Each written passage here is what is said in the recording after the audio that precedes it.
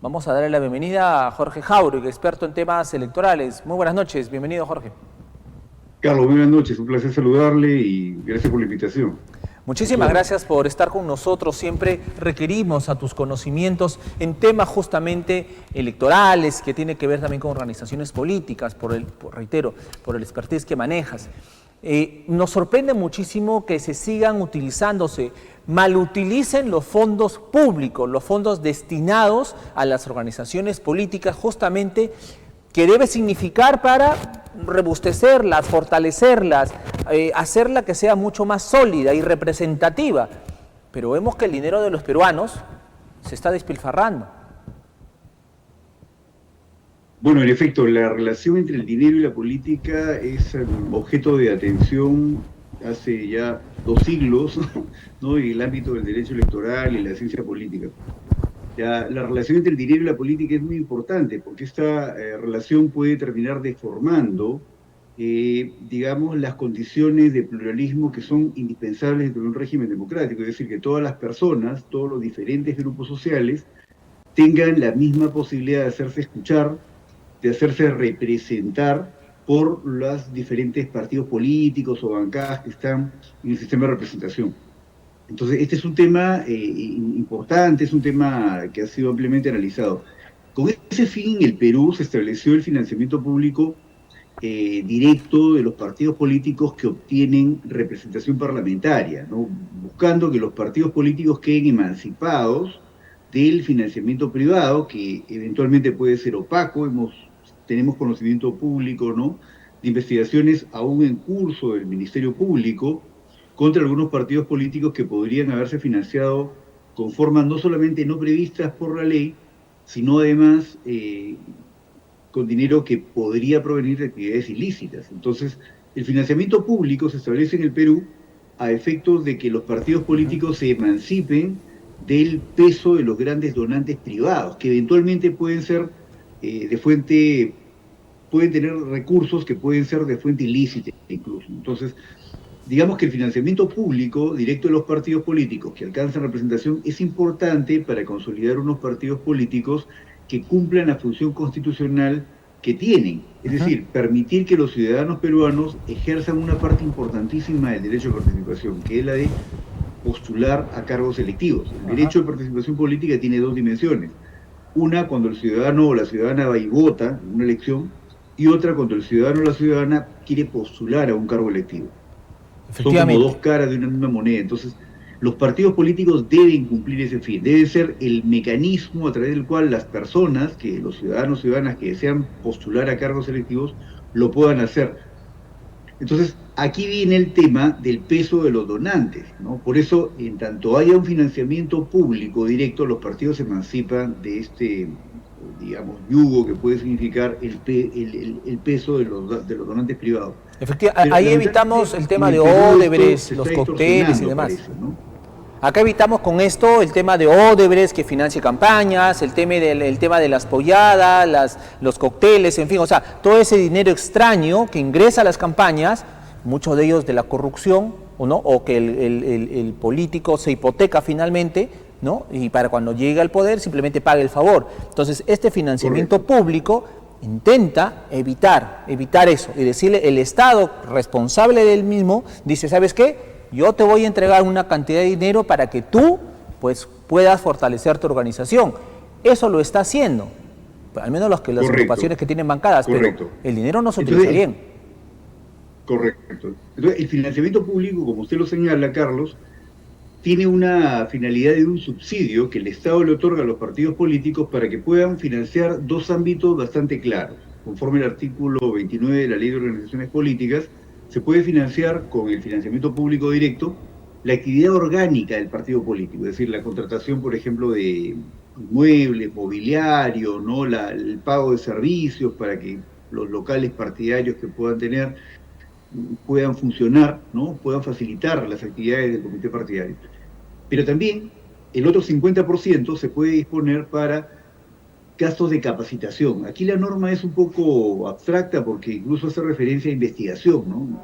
Es decir, que muchas universidades no hacen investigación, un poco difícil que los partidos lo hagan, pero bueno, la ley prevé que se puede destinar hasta el 50% de los fondos, digamos, asignados como el subsidio del financiamiento público directo para gastos de capacitación.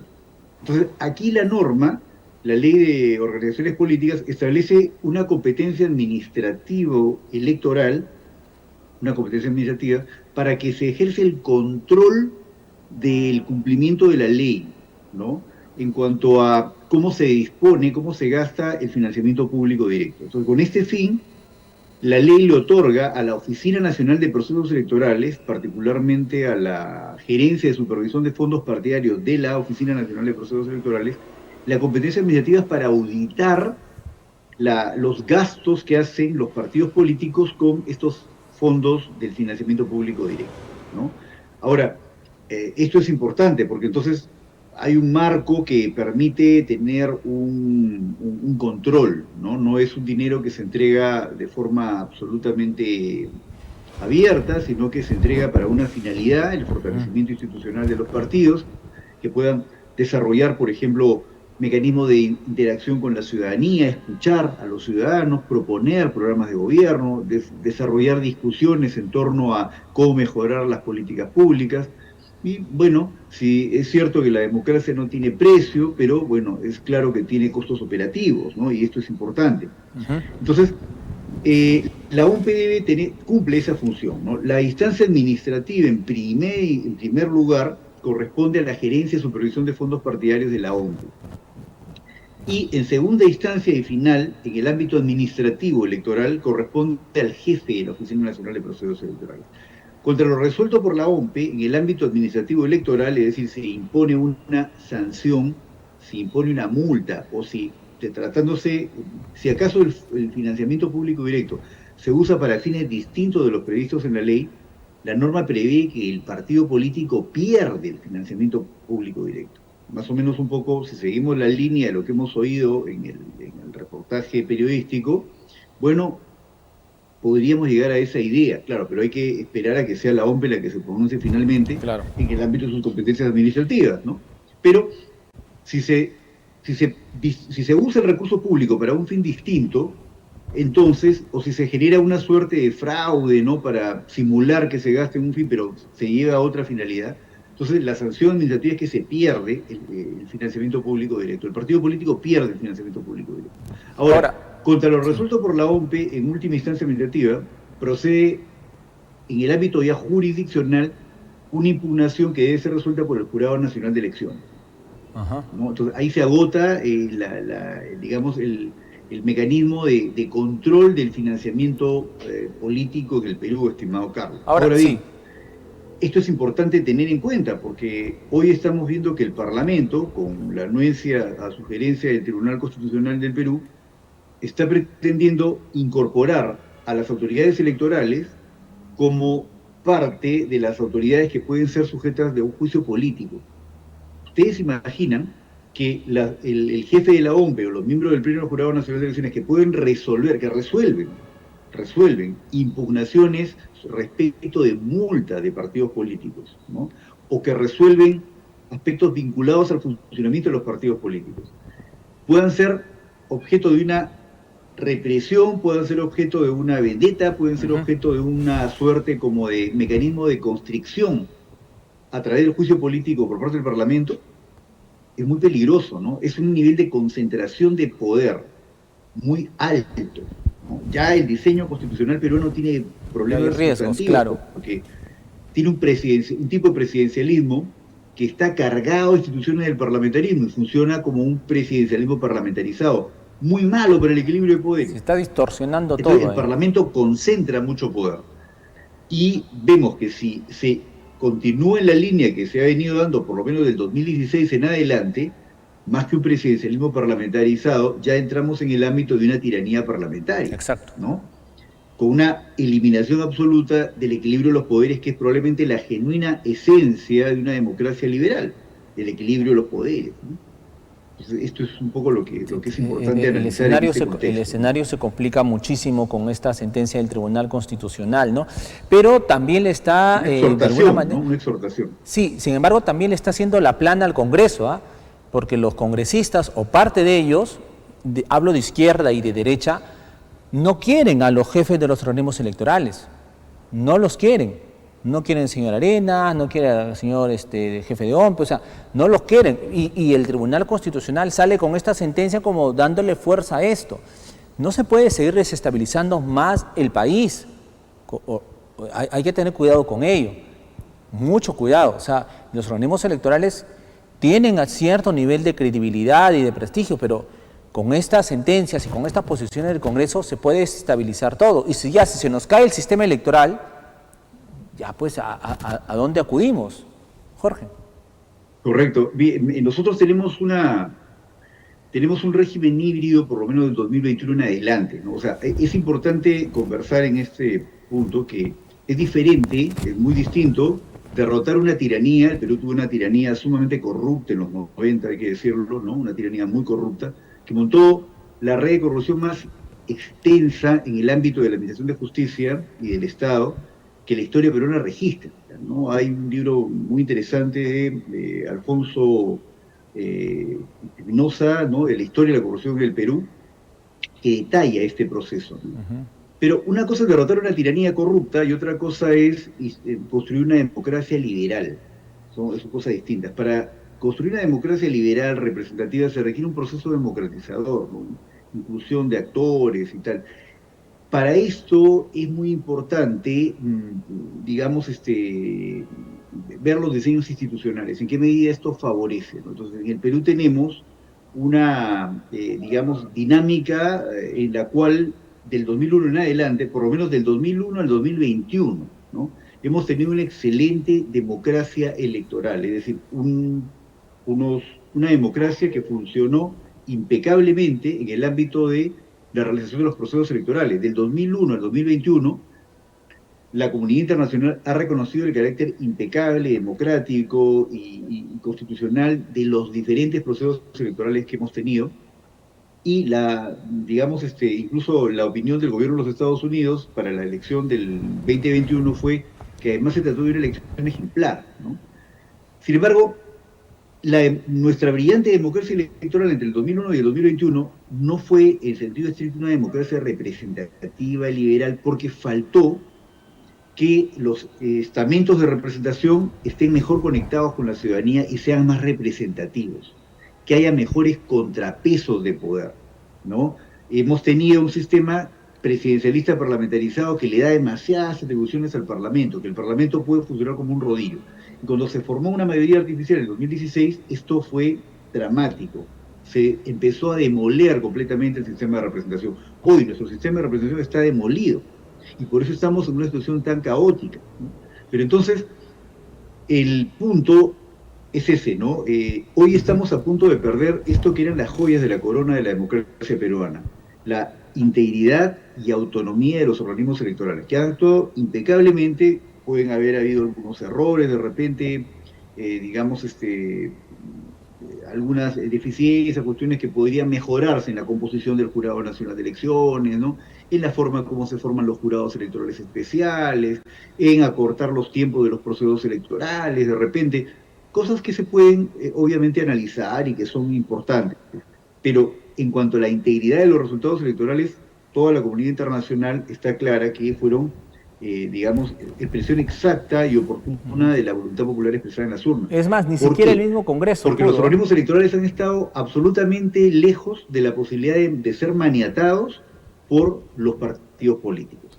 Es más, ni siquiera el Congreso de la República, Jorge, ni siquiera el Congreso, con esta comisión investigadora que se hizo y que llamaban que había fraude, ya, hicieron su comisión investigadora y al final terminaron en nada.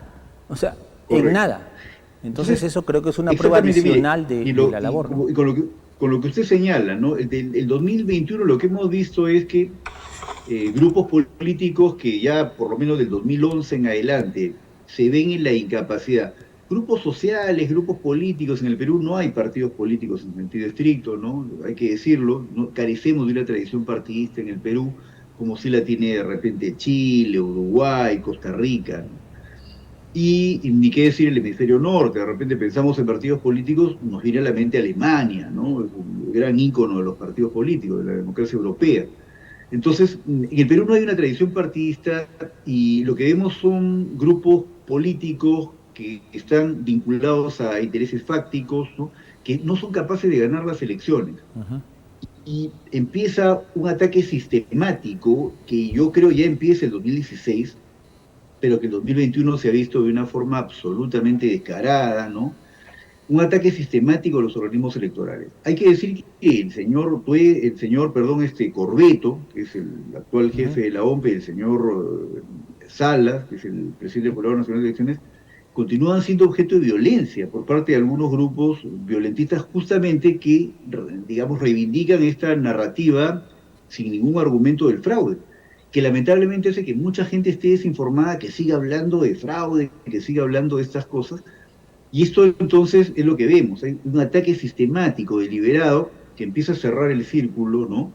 De la estructura, de la dinámica política en el Perú, en la que lamentablemente lo que vemos ya es palidecer la posibilidad de tener unos organismos electorales que estén liberados de presiones, ¿no? De espadas de Damocles, que es una condición indispensable para unas elecciones íntegras, ¿no?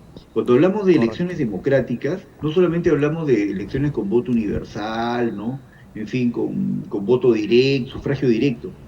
Hoy, cuando hablamos de elecciones democráticas, le ponemos mucho énfasis en el derecho electoral a la competitividad, es decir, que haya una auténtica, genuina competencia, ¿no? Ujú. En el Perú hemos visto que candidaturas que de repente alguien pensó que nunca podían ganar, concretamente el caso del señor Castillo, ¿no? En su momento el señor Humala, que además hay que decirlo, contendieron contra el establishment, ¿no? El Exacto. caso del señor Castillo, lo que dice la misión de expertos electorales de la Unión Europea, es que los medios de comunicación de Lima, la mayor parte de estos, demolieron su candidatura y le ofrecieron un espacio, digamos, en horarios de mayor sintonía a estos discursos de narrativa de fraude sin contrapeso de opinión, ¿no? Lo cual afectó literalmente lo que dice el informe de la Unión Europea, ¿no? De la misión de expertos de la Unión Europea, el derecho de los peruanos a tener información objetiva, ¿no?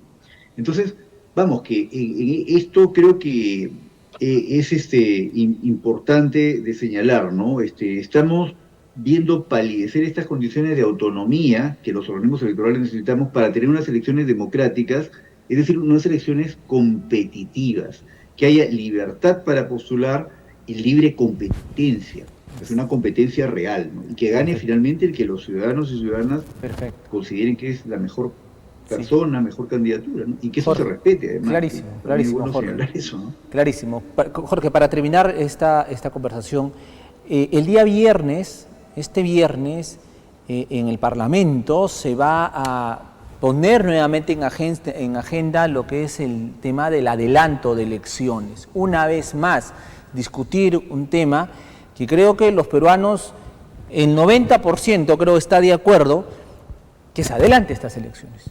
Pero los que evidentemente no quieren irse es el Congreso. Y hablo del Congreso de izquierda y de derechas, ¿no? Pueden decir a los cuatro vientos que se adelante, me quiero ir, no hay problema, ¿no? Pero a la hora de votar, ahí vienen las negociaciones. Y un ejecutivo que tampoco, Dina Boluarte ha dicho que no va a renunciar y por lo tanto no se da este adelanto de elecciones, pese a que también le pide al legislativo que lo haga.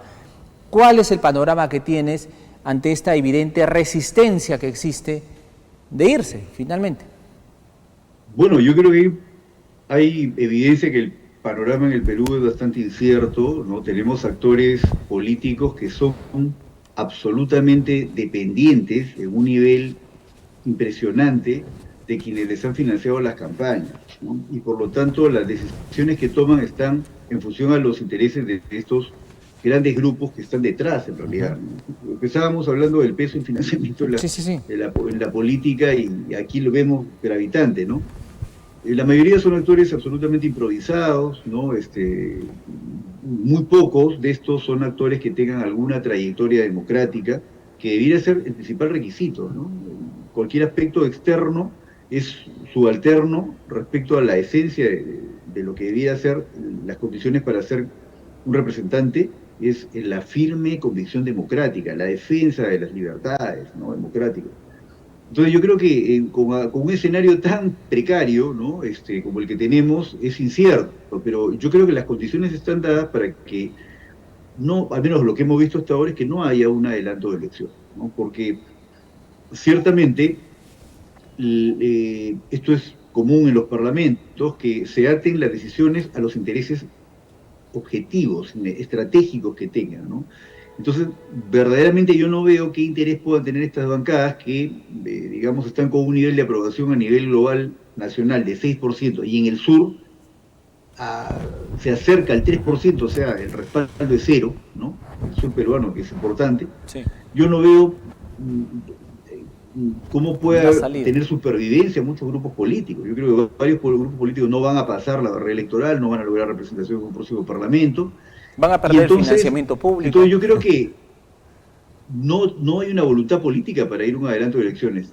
Y creo que esta diferencia que usted hacía hace un momento, Carlos, de izquierdas y derechas, es mucho que decir en el Perú, ¿no? Yo creo que aquí hay grupos que tienen orientaciones democráticas, que son minoritarios, ¿no? Pero son minoritarios en la política peruana, y una enorme cantidad de actores que tienen vocación autocrática. Entonces la discusión en el Perú es entre autócratas y tendencias democráticas, ¿no? Y yo creo que las tendencias autocráticas son mayoritarias y por lo tanto no quieren irse. El Perú está siendo un país absolutamente cuestionado por todo el sistema internacional de protección de derechos humanos, porque hay unas flagrantes violaciones a los derechos humanos. Nadie se hace responsable de los asesinatos a personas que han estado transitando por las calles sin realizar actos violentos, ¿no? Y entonces es una condición muy complicada. Y creo que sería tal vez mejor esperar, ¿no?, a lograr esclarecer el escenario, un escenario tan complicado, con tanta violencia, en la que se ha asesinado a personas y nadie se hace responsable. Creo que tampoco es el mejor escenario para ir a las elecciones, ¿no?, en las que se requiere las condiciones que hemos tenido por lo menos del 2001 en adelante, unas condiciones de libertad electoral que el Jurado Nacional de Elecciones y la OMP han garantizado y que el resto del aparato del Estado ha respetado también. Pero vamos, en las condiciones que estamos, verdaderamente es muy preocupante la forma como se va desarrollando el país. O sea, la situación como ponen al país entero y el futuro de los peruanos en una suerte de ruleta rusa, ¿no? Porque digamos que estos actores que hoy tienen el peso para decidir no adelantar las elecciones, en fin, mantener el status quo como está, no van a tener poder en el siguiente parlamento. Queda clarísimo. Y no están previendo eso, ¿no? Y entonces lo que puede venir es un albur. Entonces creo yo que lamentablemente no hay condiciones para pensar en un adelanto de elecciones, y creo que además un adelanto de elecciones en estas condiciones podría ser un riesgo para la estabilidad democrática del país, que ya está absolutamente golpeada. Incluso el gobierno de los Estados Unidos, Jorge, con esto termino, ya ha enviado un mensaje directo al gobierno peruano a través de la presidenta Dina Boluarte, en el sentido de que busque un acuerdo con el Congreso para adelantar estas elecciones. Ningún país externo tiene que intrometerse en nuestros problemas, eso está clarísimo. Claro, es un país con el que tenemos una vieja relación, ¿no?, en la que se busca afirmar el régimen democrático. Hoy es gravitante la relación que el Perú tiene con la Unión Europea y con los países de la región, los países de la Alianza del Pacífico, por ejemplo, ¿no? Son parte de la comunidad internacional que nos está viendo y que lamentablemente hay consenso, pues, en el contexto internacional, que hemos abandonado la condición de un régimen democrático para entrar en una situación de un régimen híbrido, ¿no?, que ya no es solamente el de una democracia electoral, es probablemente con condiciones muy próximas a la de una autocracia, ¿no? Jorge, te agradezco muchísimo, como siempre, cada vez que participas en el programa, darnos todas estas explicaciones didácticas, ¿no?, clarísimas, ¿no?, en torno, pues, a toda esta problemática político-electoral que vivimos. Te agradezco muchísimo, Jorge, como siempre.